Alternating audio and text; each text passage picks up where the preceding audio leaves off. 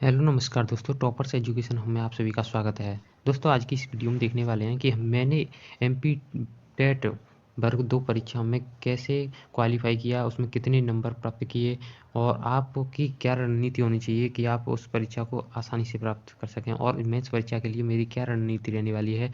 इसको देखने के लिए यहाँ पर इस पर्पज़ से मैंने ये वीडियो बनाया है।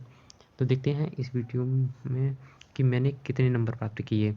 मैंने एमपी टेट में 106 नंबर, उसके नॉर्मलाइजेशन के बाद 112 नंबर प्राप्त किए। तो इसको प्राप्त करने के लिए मैंने काफ़ी मेहनत भी की थी। मैंने जो साइंस की बुक थी वो सारी पढ़ी थी, जिसमें 10th आरबीसी और 10th की जो बुक थी, एनसीईआरटी बुक थी, वो भी मैंने क्लियर की थी। जो कुछ मेरे पास नोट्स भी थे बनाए थे, वो भी मैंने नोट्स पढ़े थे। इसके अलावा पहले क्या होता था कि इसमें एमपी टेट में सभी तरह के पेपर में सभी तरह के विषय आते थे, जिसमें आपकी साइकोलॉजी और हिंदी, संस्कृत आदि सब्जेक्ट आते थे। लेकिन अब ऐसा नहीं होता है। इसमें अब क्या कर दिया है, जो सिलेबस है उसको 2 भागों में बाँट दिया है। पहला भाग आता है आपका पहला भाग आता है आपका किसका, जनरल नॉलेज का। जीके का भाग आता है जो कि आता है 30 नंबर का। दूसरा पोर्शन आता है आपका सब्जेक्ट वाला। आप जिस सब्जेक्ट से एमपी टेट की परीक्षा देने वाले हैं उस सब्जेक्ट का भाग आता है दूसरा, जो होता है 120 नंबर का। टोटल 150 नंबर का जो पेपर आया था उसमें से 120 नंबर की आपकी सब्जेक्ट आती है। इसलिए आपकी सब्जेक्ट पर पकड़ बहुत ज़रूरी है। आप जब तक आप अपनी सब्जेक्ट पर पकड़ नहीं बनाएंगे तब तक कुछ नहीं हो पाएगा। इसलिए अब आगे मेंस की परीक्षा आने वाली है। एमपी टेट मेन परीक्षा के लिए सही रणनीति क्या है, उसके लिए मैंने क्या रणनीति बनाई है वो मैं आपके साथ शेयर कर रहा हूँ। जैसे कि मैंने सबसे पहले पढ़ने वाला हूँ एनसीईआरटी। कौन सी एनसीईआरटी? 6 से लेकर एनसीईआरटी 6 से लेकर 10वीं तक की जो साइंस की बुकें हैं, साइंस की जो बुकें हैं मैं उनको क्लियर करने वाला हूँ।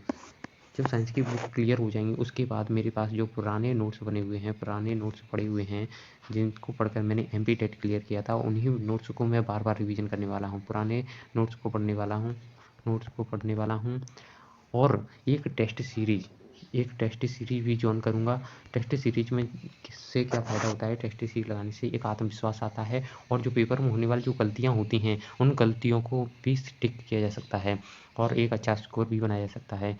इससे पता भी चल जाता है कि आप कितने लड़कों से आगे हैं, क्या पीछे हैं। इससे एक और बात का पता चल जाता है टेस्ट सीरीज से कि हमारा कौन सा टॉपिक है वो मतलब पूरा नहीं है, क्लियर नहीं है, जिसमें आप पिछड़े हुए हैं, उस टॉपिक को भी क्लियर कर सकते हैं। इसलिए टेस्ट सीरीज को भी ज्वाइन करूँगा और आपने भी ज्वाइन कर रखी है तो मुझे अवश्य बताएं कौन सी टेस्ट सीरीज अच्छी है अगर आपको नहीं पता है। और अगर आप जान चाहते हैं कि मेरे नोट्स पढ़ना चाहते हैं तो आप कमेंट में ज़रूर बताएं कि आप मेरे नोट्स को देखना चाहते हैं या नहीं। अगर आप चाहते हैं कि आपके लिए भी कोई ऐसी स्ट्रेटजी बनाऊँ मैं और उसके ऊपर आपके लिए वीडियो लेकर आऊँ तो आप मुझे कमेंट में बता सकते हैं। वैसे फ़िलहाल तो मैं रोज़ाना इस साइंस से संबंधित वीडियो इस पर चैनल पर डालता रहूँगा और आपकी साइंस को इस चैनल के माध्यम से पूरी भी करवाऊँगा। अगर आप एमपी टेट साइंस से तैयारी कर रहे हैं तो इस चैनल को सब्सक्राइब ज़रूर कर लें और आप किस टॉपिक से संबंधित वीडियो बनवाना चाहते हैं या टॉपिक को आप समझना चाहते हैं तो मुझे कमेंट करके अवश्य बता दें।